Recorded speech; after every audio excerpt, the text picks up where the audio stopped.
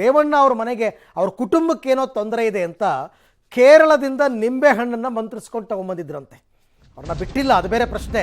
ಆದರೆ ರೇವಣ್ಣ ಅವ್ರಿಗೆ ಗೊತ್ತಲ್ಲ, ಯಾವಾಗಲೂ ನಿಂಬೆಹಣ್ಣು ಹಿಡ್ಕೊಂಡೇ ಓಡಾಡ್ತಕ್ಕಂಥವ್ರು, ಅವ್ರಿಗೆ ಅದರಲ್ಲೆಲ್ಲ ಸ್ವಲ್ಪ ನಂಬಿಕೆ ಜಾಸ್ತಿ.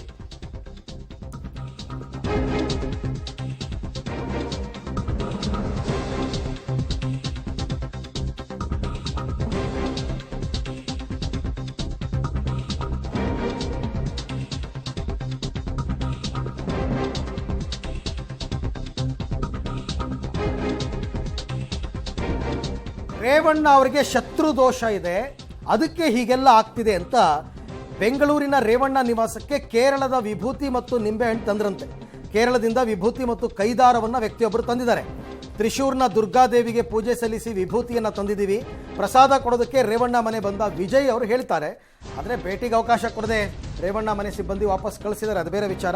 ಯಾರೋ ಅವ್ರ ಅಭಿಮಾನಿನೋ, ಯಾರೋ ಅವ್ರಿಗೆ ಅನುಕೂಲ ಆಗಲಿ ಅಥವಾ ಅವ್ರ ಕುಟುಂಬಕ್ಕೆ ಆಪ್ತರು ಯಾರೋ ಒಬ್ಬರು ಈ ರೀತಿ ಕೇರಳದಿಂದ ವಿಭೂತಿ ನಿಂಬೆಹಣ್ಣು ಎಲ್ಲವನ್ನ ತಂದಿದ್ದಾರೆ. ನೋಡಿ, ದೃಶ್ಯದಲ್ಲಿ ತಾವಿಗೆ ಗಮನಿಸ್ತಾ ಇದ್ದೀರಲ್ಲ, ಆ ತಂದು ಕೈದಾರ ತಂದಿದ್ದೀನಿ, ಇದನ್ನು ಕಟ್ಟಿದ್ರೆ ಎಲ್ಲ ಸರಿ ಹೋಗುತ್ತೆ, ಶತ್ರು ದೋಷ ಇದೆ, ಇದನ್ನು ಕಟ್ಟಿದ್ರೆ ಶತ್ರು ದೋಷ ನಿವಾರಣೆ ಆಗುತ್ತೆ ಅಂತೆಲ್ಲ ಅವರು. ಈಗ ಮೊನ್ನೆ ಅವರು ಹೊಳೆ ನರಸೀಪುರದಿಂದ ಬರಬೇಕಾದ್ರೆ ಶತ್ರು ದೋಷ ನಿವಾರಣೆಗೆ ಹೋಮ ಗಿಮ ಎಲ್ಲ ಮಾಡಿಸಿದ್ರಲ್ಲ ಅವ್ರ ಮನೇಲಿ ರೇವಣ್ಣ ಅವರು.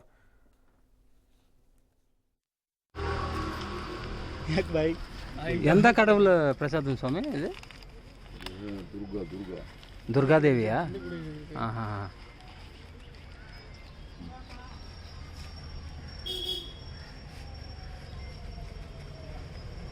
ಎಂದ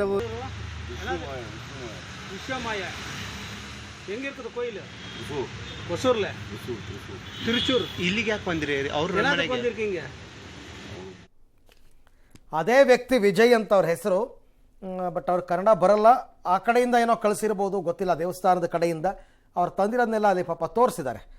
ನೀವು ವಿಭೂತಿ, ನಿಂಬೆಹಣ್ಣು, ಕೈದಾರ, ಈ ದೇವಸ್ಥಾನಗಳಲ್ಲಿ ಕೈಗೆ ಕಟ್ಟುವಂಥ ದಾರ ಇರ್ತವಲ್ಲ ಅದು, ಇದೆಲ್ಲ ಕೊಟ್ಟು ಅವರಿಗೆ ಪ್ರಸಾದ ಕೊಟ್ಟರೆ ಅವರಿಗೆ ಶತ್ರು ದೋಷ ನಿವಾರಣೆ ಆಗುತ್ತೆ ಅಂತ ಅವ್ರ ನಂಬಿಕೆ. ಆ್ಯಂಡ್ ರೇವಣ್ಣ ಅವ್ರು ಏನಾದರೂ ಇದನ್ನು ನೋಡಿದ್ದಿದ್ರೆ ಖಂಡಿತ ಬಿಡ್ತಾನೂ ಇರಲಿಲ್ಲ, ಇಸ್ಕೋತಾ ಇದ್ರು. ಸೊ ಅವ್ರ ಸಿಬ್ಬಂದಿ ಬಿಟ್ಟಿಲ್ಲ, ಮನೆ ಹತ್ರ ತಗೊಂಡು ಬಂದರು. ಪಾಪ ನಿರಾಸೆಯಿಂದ ಅವ್ರು ವಾಪಸ್ಸು ಹೋಗಿದ್ದಾರೆ. ದೇವರು ದಿಂಡ್ರು ನಂಬಿಕೆ ಇವೆಲ್ಲ ಜಾಸ್ತಿ ಇಟ್ಕೊಂಡಿರ್ತಕ್ಕಂಥ ಕುಟುಂಬ ಅವರದ್ದು, ಹಾಗಾಗಿ ಅವರು ಅದನ್ನು ಇಸ್ಕೋತಾ ಇದ್ರೋ ಏನೋ ಗೊತ್ತಿಲ್ಲಪ್ಪ.